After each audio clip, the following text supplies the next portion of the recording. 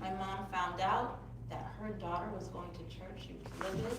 She decided to come get me. So she comes and gets me. My father does not know that she's trying to take me out of the country. And we get on the flight, and she was really excited because my father was, I guess if you want to call it a big wig, big honcho guy, I don't know. But he was the type of guy that could stop a plane. Like he could come and say, that plane cannot go. Someone's on there that I need to see. I don't know, I don't really know him like that, but she was just excited that she was able to flee with me to here, the United States of America. It was a very difficult childhood for me. We were in and out of shelters. I just saw my mother suffering.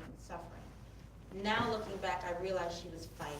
I saw her literally build an empire from the ground up. I saw her go to law school, get a law degree, and start her own law firm. I saw her start real estate, and gathering real estate, and I saw her start a beauty supply store that failed. And I have seen my mother really climb the ranks in my lifetime. The problem was, for me, I missed her. She had 2 other children, so I became the caretaker of my younger sisters. They were 8 and 9 years younger than me. And so I missed a lot of my childhood, taking care of them. And so I just remember thinking to myself, I have to be perfect. I have to be right. I have to be the best. I have to be good. Because if I'm not, my mother's going to leave me again. I just remember living with that. And it trickled into everything else. I have to be good. I have to be perfect. I have to be great. So I was the child that did everything well because I had that weight on my shoulders.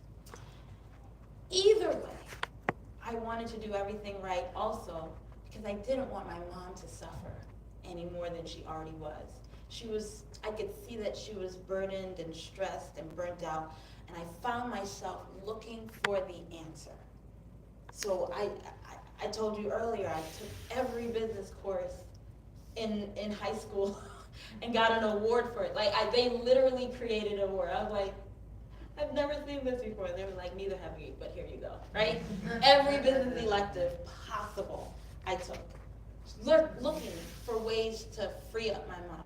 I was like, Mommy, I can help you in your law firm. Let me help. And I would try and find ways to make it easier for her, just for her to be like, wow, that really did free up my time. And then she took that time to go do some other venture. It was just, I didn't get it at the time, but she was fighting for us, me and my sisters, right? And so it was a lot for a young child. Let me just say it that way. Picking up the children from school, making sure they ate, making sure their homework was done. From middle school, I was going to bed at 1 a.m. every day. Because after I did all of that, then I had to clean the house, because my mom came home, messy house, it would cause more panic, and then after that, then I could start my homework. So I was always going to bed super late, waking up super early. It was just this constant grind. But in my heart, I had decided that I was going to continue. Now, where was I getting this? I decided I was going to continue. Where did I get that from? I was telling somebody earlier that I was about 5 years old when a church member, an Adventist church member, who had helped and saved my mom's stolen car for the last time, finally said to her, you should come to church with us. This is a woman who was running from Christ, running from anything called the church, thought it was stupid, but now she felt obligated, because it's like, he's always helped me. My car breaks down, he comes and helps. My car is stolen, he comes and helps. My child needs watching, they come and help. So it's like, I have to go. I can't say no. What if he stops helping me? Whatever the case may be. But when we went to church that first Sabbath, I went to Sabbath school, and the teacher said, God is your father. I don't remember any other lesson. I don't remember where the story was. I don't remember. All I remember is God is your father. And I remember feeling angry, so upset. I was just like, because I've been praying to him, because I learned how to pray from Jamaica. But now that, it's one thing to pray when you believe it's a God. It's another thing to pray when you're supposed to believe that he's your father. Oh, now I'm upset. I'm like, oh, you just wait till I get home. Like, we're going to have a talk. Like, and this was me at 5. And I remember couldn't wait. Got to my bedside, and I was just like, how dare you? Like, and God understands that this was who I was at 5. I had no idea, oh, you're coming into the presence of a holy God. Oh, this is how you approach God. I was not taught. I could only talk to him how I knew. And I said, how dare you? How dare you call me your daughter? How dare you say, you're my father? Where have you been? I have been beaten up at school. I have been struggling here. I have been carrying this whole weight on my shoulder, and I was 5. Where have you been? And from that day, God has shown me that he was fighting for me. He made it very clear. There was another time, in 3rd grade, I went to school, living in the hood, is what it is. Went to school, and because I did well in the class, the other kids were upset. Now, I feared my mother over those kids, so I didn't care, but I did well in the class, and they got a big bully to come take me and body slam me on pavement. Literally picked me up off, body slammed me on pavement. I go to the counselor, I'm like, I'm showing my bruises, and they're just like, you're okay, keep going, go play. And I just remember feeling like I was alone. So I went back to God that night, like, you said you'd fight for me. You said this is not how daddy's little girl, you're supposed to protect me like this. I just let him have it. And I remember one of the biggest lessons I got from God that moment as I was praying, because an older woman had told me, whenever you pray, wait and listen. I don't know if anyone has ever had that experience of waiting and listening. And as a child, I wasn't getting up off my knees until he gave me an explanation for why he would allow me to get beat up like that. And that's how I interacted with God. And the lesson that I learned was, can a dead man feel anything? And I really sat there and thought about that, like, why are we talking about dead people? A dead man feel what? No, a dead man can't feel anything. He's dead. And he's like, and that's how you should be in me. And I remember trying to find this concept in the scriptures about if someone does you wrong, how you're really supposed to turn your other cheek. The idea is, you can't be offended if you are dead in Christ. A dead man cannot feel. That doesn't mean that you don't have feelings. It doesn't mean that you're not hurt. What it means is you're not bitter. Because at the end of the day, you're thinking of the next person. He's like, a dead man can't feel. Instead of complaining to me, you should be praying. And so, I'll be honest, but I'm still learning that lesson. And the next day, I was nervous to go to school to see them again. I never saw him again. And I noticed this pattern in my life where if someone came at me or did something wrong or whatever, it's like they were just removed out of my life, to the point where I started to get nervous. Now, as an adult, probably what happened is he probably moved or got suspended or I'm trying to put logic to it, but the truth is, as a child, it was just like, when you look and you never see him again, you're like, what's happening? God keeps moving them away. That's how I learned to start praying for others. When someone did me wrong, I'm like, wait, Lord, wait, because I don't know where they're going. I was like, I don't know where people are disappearing to. He doesn't mean it. Literally, that's where. And so as I was studying my scriptures and I remembered Christ's prayer of forgive them, Father, they know not what they do, it was really like, oh, thank you, God, for that merciful prayer.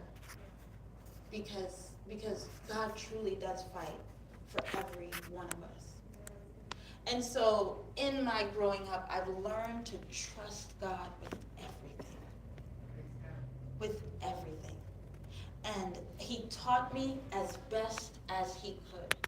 And I always encourage parents, grandparents, adults, when children talk to you, take them seriously. When children talk to you, take them seriously. My mom paid no attention to what was going on with me. She had her whole life to deal with. But one thing she never did was turn me away when I said, I want to be baptized and give my life to Christ. She actually got baptized with me. And that's how we ended up becoming part of the church. But why am I saying that? She could have been like, you're too young. She could have said, you're 5. You haven't lived life enough to understand things. But one thing she always did was like, okay, you want to give your, fine, we'll do it. I want to give too, so let's do it together. And I was so grateful for that, because at 5, I made very big life decisions that I was still making in adulthood. Take children seriously, because it sets them on the path and trajectory for where they're coming. Now, one of the things that my mom did do is she believed that work or productivity was when you actually did something. Like, okay, if you're watering your plant or you're doing the laundry, then you're doing something. But if you're sitting, you can't be sitting and daydreaming. You ever heard that? Because it's like the devil will find work for idle hands. Right. However, this is the part that she missed. We need to make time to think. I did a lot of thinking as a child, because God kept coming to me with these random sayings of a dead man cannot feel, and so my little brain had to try and wrap sense around whatever that means, right? And these lessons kept coming, and I started to learn more how to read my Bible and study and figure out what the words mean and all the things. And so I took a lot of time looking like I was daydreaming, but I was in very deep contemplation of trying to understand, like, why are trees green? You know, or why, how come the sky is blue on some days, but it's not blue on other days? And how come the tree is green in the daytime, but at night it's black? You know, like, just, this is where my brain was going to try and understand what God was doing and how it worked. But my mom often thought that I was just being idle. So if anytime I heard her footsteps coming, I would jump up and start folding clothes or sweeping, or like, I always had my plan. Okay, you're gonna sit, you're gonna be able to think, but the minute there's a broom right there, okay, and I'll be sitting there thinking, I hear the footsteps, sweep, because I was guarding my thinking time. Now we laugh about it, because she's like, I'm glad you did all that thinking, all these business people you're helping, you know, because that's where it led. It led to me learning what it truly means to study the scriptures and take God at his word. Amen. Take him for what he says, because it's not a lie. And I am living proof of it. And so my question for you right now is, how many of you know that God is asking you to do something? You don't have to tell me what it is, but raise your hand if you know God has asked you to do something. How many of you are truly willing to go to the ends of the world for it? So I thought I was, until I realized I wasn't. Because my heart wanted to be. But there's certain things that the devil does to stop us from being able to go and to do. And here's what it is. And I've been learning this lesson the hard way, not because I wanted to. But how many of us have been through any traumatic experience ever? Raise your hand. Of course, we all have. Probably the children too, if they put words to what it is. And how many times, because you've gone through that trauma, it has framed how you make certain decisions in your life? Raise your hand. I'm here to tell you that that's how the devil stops us many a times. When we look through the glass darkly, and we're looking through the lens of our trauma, many times the decisions that we're making are not with clarity. They're mingled with fear. So what do I mean? Because I literally used to get beat up and all this, it created this thing in me where it's like, let me just stay over here. Let me just be by myself, right? And now God is like, go ye therefore and share what and I'm just like, I'm not going anywhere. Because they may not beat me up physically, but they'll beat me up with their words, they'll beat me up with like I had all these narratives in my mind that I had to battle, and I had to learn. Those negative thoughts were specifically planted in my brain through the venue of my trauma in order for me not to do the very thing God was asking me to do. Why is that? Because God understands, and so does the devil, that even one spirit-filled person can do damage to the devil's kingdom, let alone a multitude. If you look at what Jesus was able to accomplish as a man, relying solely on his Father as our example. I know we like to say things like, oh, but that was Jesus, that's not me. I'm not perfect like how he was. He was without sin, and he was our example. The closer we get to how he was on earth as a man, the more damage we can do to the devil's kingdom. Well, what does it matter that we do damage to the devil's kingdom? Why? Well, why does that matter? It matters because God's name is on the line. That's why it matters. We have to recognize that we truly are just pawns being used of the devil. Not because he cares about us, or not because we're even that important to him, the devil. It's because we are important to God. And we are God's weakness. How do you know we're God's weakness? God literally gambled all of heaven for us. When he sent Jesus down to die for us, literally, it was a gamble. When Christ was wrestling at the Garden of Gethsemane, the angels would sit there, bated breath, like, please, let's go down there. And God was just like, we can't. He literally gave up everything for us and gambled. There was no other opportunity after Christ. Christ was the only plan. That was it. And so when you think about what God has done for us and gambled it he put everything on the line for us, the devil is upset. The devil is angry. And the devil thought that with Christ coming down, he's like, yes, if I get him, I get everything. That's what God did for us. And so that's why it matters that we really truly choose the one that loves us for who we are. Does it mean it's going to be a bed of roses as we walk? Absolutely not. I'm still going through attacks today.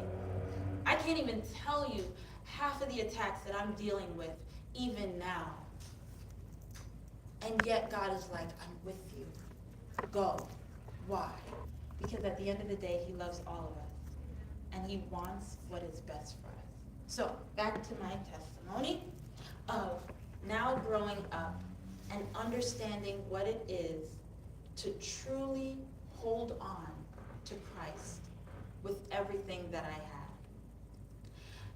As I'm walking, trials come. Anyone have ever been through something really trying before in your life? Trials come. And the temptation is to kind of escape from it a bit. I need a break, it's too pressing. That's why amusements are around. I'm just telling you what it is. That's why TV shows are around, are a big hit. That's why movies are a big hit. That's why these crazy theme parks are a hit. Even though I love roller coasters, the truth is it's still crazy. I'm just saying. Right? That's why all these things exist. People are escaping the hardship, the present. They just need a break, right? But what would happen if Christ was our actual resting place? What would happen? How would our lives be changed if instead of running to a TV show or a movie to rest ourselves, we went to the scriptures or, God's arms to rest ourselves? What would be changed? When I was a child, I would look outside my window, and we lived near a bar, corner store thing, whatever. And every night I would watch these men, drunk men, hit bottles over each other's heads, like from my front window, okay? Like, this is where I was living, I'm just saying. And it was so weird because across the street was a church that always rang their bell. Like, I was like, this has got to be fun to do. They're like right across from the church, they're hitting. Anyway, and I would just see all that type of nonsense happening right in my front. And I was constantly seeing and I realized that Christ even died for even them, and doesn't want that to be their case. But they go to liquor, or they go to different things as a resting place, as an escape, because that's what the devil has offered. They need to know that there's another opportunity. I'm glad that elder kept helping my mother. Night, rainy night, snow, didn't matter, he helped. Because if he didn't, we wouldn't be here. We wouldn't be in a church today. And that's where I started to learn what faith was. And I want all of you to have faith, because everything that God has given you is to help for the sake of others. So let me fast forward a bit. The Lord made it clear that, Kewana, I want you to get married. Never thought I'd be married. Why? Because no one in my side of the family is married. And when they did try to get married, it didn't really work out. So I was just like, that's okay. I'm going to roll with my stilettos, a motorcycle, and I'm just going to go teach other people how to run their businesses. I was so excited, okay? And my mother had a best friend, not a best friend, but whatever. They got close to another family when she moved to Pennsylvania, and this family started doing holidays with us. And I'm like, who are these people we're doing holidays with? Christmas? And I'm like, whatever you want, Mommy. Whatever she wants, she gets from me, okay? So whatever you want. And they liked me. And they said, I want her to meet someone now. This is all behind my back. I want her to meet my nephew.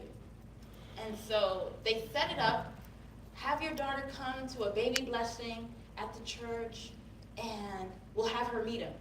So whatever my mom wants, I get. So she gets. So I go to this church, and they shove the tables together, and I'm, when you just feel like something is happening, and you're just like, this is really weird. Like, I don't know why is it a special day because we came late? Maybe I missed the baby blessing. Like, I don't know what's going on. And I was sitting down. My mom was sitting here. Another woman was sitting here. And this man came across and spoke to the woman here and said, this seat must be vacant. Literally, just like that. And I was just like, why does the seat need to be vacant? Then I see this gentleman around my age coming and walking. And I'm like, I feel like I got set up. So I turn to my mom and I'm like, Mommy, my mother, my loving mother, okay, looks at me, says nothing, turns away. And I'm looking at the back of her head like, turn around right now. My two sisters are looking at me like, ooh. And then this guy comes and sits down and I'm just like, I cannot believe I'm getting, hi, how are you? Like, literally, that's how it was. And so we talked for a bit, and I was just thinking to myself, like, did they really set me up? And he said it. He said, look, I was told I was coming here to meet you. And I was like, well, I'm glad you had a heads up, okay? Because I was clueless, okay? And he was just like, here's how it could work. We can exchange numbers and get to know each other, or we can just pretend that we exchange numbers and get to know each other. But the truth is, my family's nosy, so they're going to know if I really got your number or not. So I just think we should just exchange numbers. And I just remember saying, whatever, we'll just be friends. And he said, yeah, we'll just be friends. Anyway, 8 months later, we were married. okay? So that's how I ended up with my husband, but it was a faith walk because I was so terrified to marry him because of no one ever made it. And all I kept thinking was, I'd rather be single and alone than bring children into this room, into this world without a dad. Like that, you get it? And the Lord just made it clear.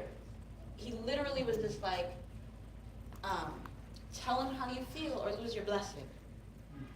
And so by faith of my father, who had shown me how to gather faith from him before, I said yes to my husband. Now we're 18 years later, 2 girls, right?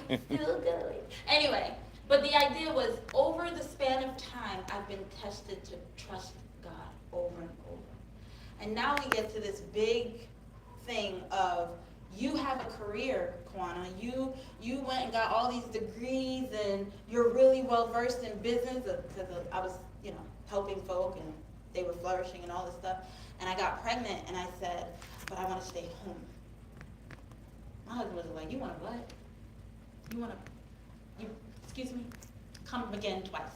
Because you're the one with 2 degrees and all this, and you want to stay home. And I was just like, I don't want anybody else raising my children. I don't want to send them to school. I never fit in. I don't want to send, I was just so gung-ho about, and he honored me. He said, you know what? It'll probably be for the best. I'll take care of everything.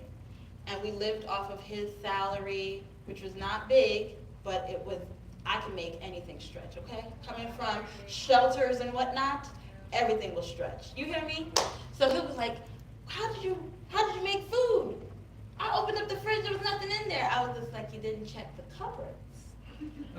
Come on, because flour make you some food. Anyway, so the idea was I did that, and people kept asking me, please come to work, and I'm like, no, I'm focusing on my children, and I really believe that that's what God asked me to do. And I remember when God made it clear, help this one, and I would help. And I would save a company or help a company. And people would say to me, what do you do? And I'm like, stay at home homeschooling mom. They had no clue what I was doing on the side because my focus was the children. Anyway, long story short, God made it that I must now go in full time. Now this is what was weird for me because I thought our arrangement was when the children graduate high school, that's when I go in full time. But he was like, you gotta go now. And I was like, well, what's gonna happen to the children? What's gonna happen? Because my husband is now a pastor of the Seventh-day Adventist Church, and that comes with a whole lot. And then they have been homeschooled. I'm not putting them into, what's gonna happen now? And the Lord was like, you have to trust me like you've always trusted me. And so I said, okay. I spoke to my husband about it. He was down for it. My children were like, yay, we'll get more bubble tea, or whatever, because, 2 salaries or whatever they thought, okay? And I just remember going in full time. And when I went into full time, my client sent me a video of Myron. Mm-hmm. And this is why she sent me his video. Myron Golden, for all those who know or don't know him. Let me tell you why she sent me the video. Because I had just sat her down and shared from the scriptures a strategy for her company that she had never heard before from the Bible. And the video she just watched, Myron Golden shared the same exact thing. And she was like, I need you to watch this now. So I watched it, and I was like, man. I watched another video, and I was like, is this guy in my journal? I literally opened up pages of my journal, and I was like, things I've never heard on a pulpit. I've never seen anywhere else, and I'm watching it, and I'm like, I need to meet this guy. He is in my journal, right? And I was just like, there's someone else. I was so excited. And she said to me, because we were going through a tough time, she said, he has a big event. Do you want to come with me? And I said, you cannot go without me, okay? So we went, and I'm listening, taking notes and everything. And she's like, this was great. And Myron makes a call to say, come join my program. That whole, sales pitch or whatever the case may be. And there's this line that wraps around the whole thing to sign up for his stuff. And so clearly, naturally, I joined the line. And so my friend was like, why are you joining the line? I was like, because they're skirting around a question. I have a specific question because I've been studying something in scripture, and I'm sure he has the answer because he's been all up in my journal, and he's older than me, so clearly he may know the answer. So if he's not going to share it from the stage, I guess I got to join his program to get the answer because I can't speak to him any other way. And she was like, yeah, but there are other things that we learn from here. I was like, been there, done that twice on Tuesday. I'm moving. I need to get the answer to this question. And so I joined the line. So I called my wonderful husband, and I said, hey, my love. And he was like, hey, how's the conference? How's everything going? I was like, great. I'm going to sign up for the program, okay? And he was just like, last I checked, you did say you were going in full time. So we took the money we had, we poured it into that, right? And now you're trying to join the program with what funds? With what money? I was like, me and God will figure that out by the time I get to the top. He was just like, oh gosh. He was like, okay, sweetie, I'll pray for you. And I know my husband's prayer. My husband's prayer is, Lord, even now be with her heart.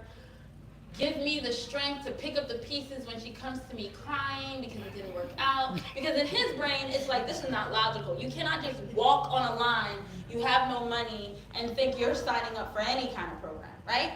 And I was just like, me and the Lord will take care of it. And so I'm talking to God as I'm inching through the line, and my client keeps saying, who's also my friend, she keeps saying, should I be on the line? I was like, I can't tell you what to do. Okay, I know why I'm here. I can't speak for you. And we're inching up. She's like, I think I should join the line.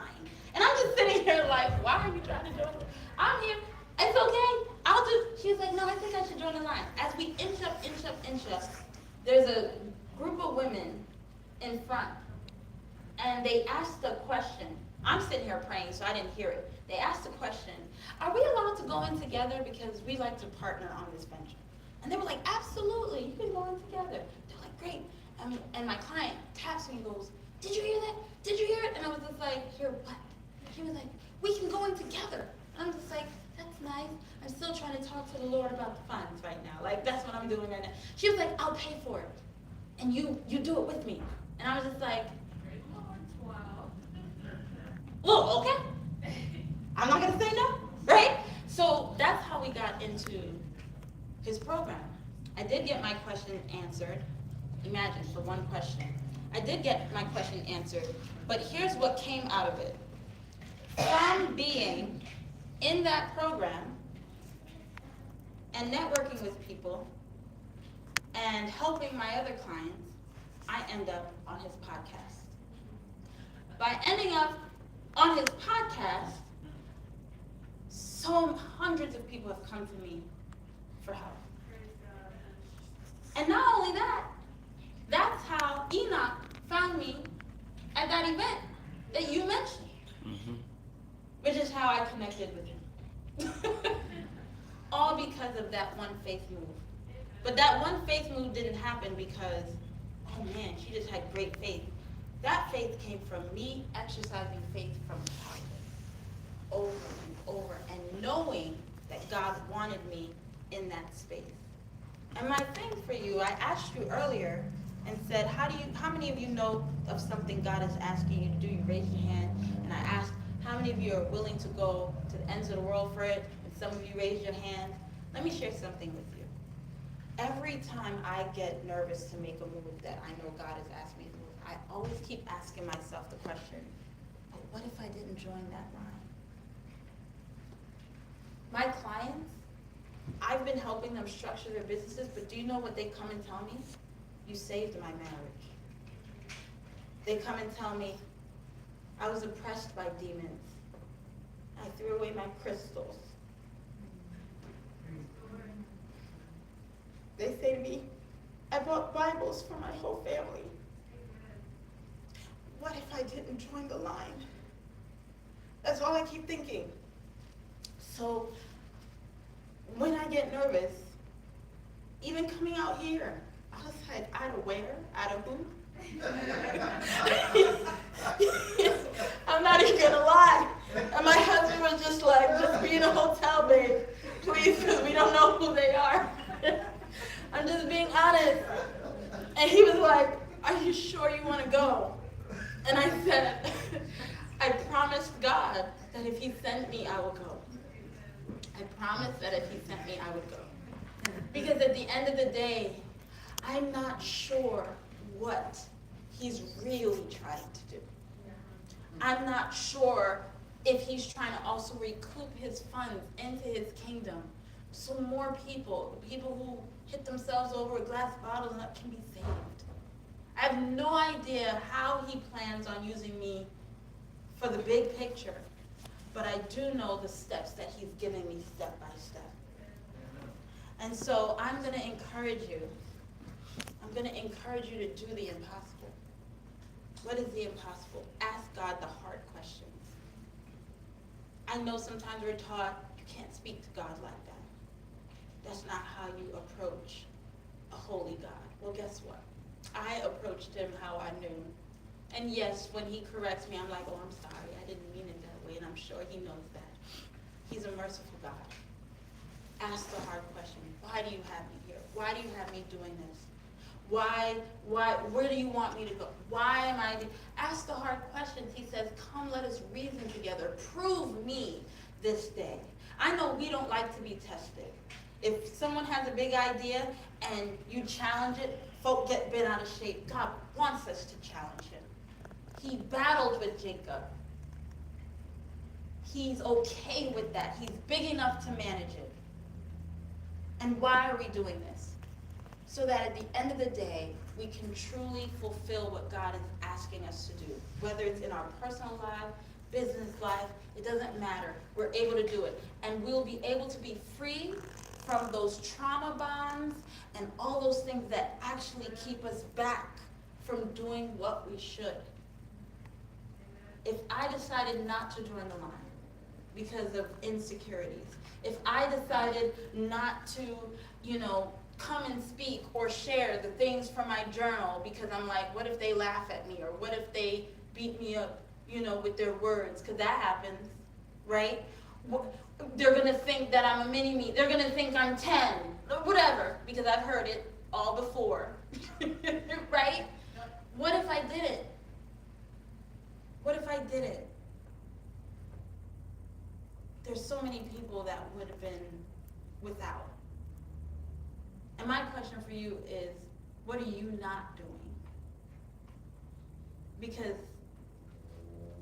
how many people are relying on you that you probably don't know? One of my clients are in Pakistan, which I find really interesting. A Muslim from Pakistan, talking about what you're speaking of is the truth. I'm just like, okay. Okay? What if? So I'm encouraging you. I don't care what you look like. I don't care what funds you don't have. You have no excuse. I joined the line with no funds. In a year, and I'm not saying this to brag, but I want to show you how God can bring the increase. In 1 year, I joined that line in June of 2023-ish, June, July, or somewhere around there. July of 2023. By December of 2024, my company brought in $1.3 million. What if I didn't join the line? That was money I could pour back into helping more people. That's what I mean. You don't need to, you just need to start. You just need to go. If God is asking you to do something, please don't tell him no by saying, sure, I'll do it, but not actually do it. He's relying on us. He wants to co-labor with us. Okay. So I was vulnerable, shed some tears. Be kind to me. And thank you for giving me the opportunity to share and to speak this evening. I pray you're blessed. Can I say a prayer over you all? Yes. Dear Heavenly, most gracious Father, I know, Lord, you like to craft a good story, so you brought me through a lot of stuff. But I believe that there are many great stories here in this room, because you are God and you are awesome, but the devil is real. And so, Lord, I'm asking that you please send your angels with exceeding strength to please help break any bondage, chains, trauma issues, any of those things that keep us back. Any insecurities, negative speak in our mind, any of these things that keep us back from fully and completely doing all that you have asked us to do.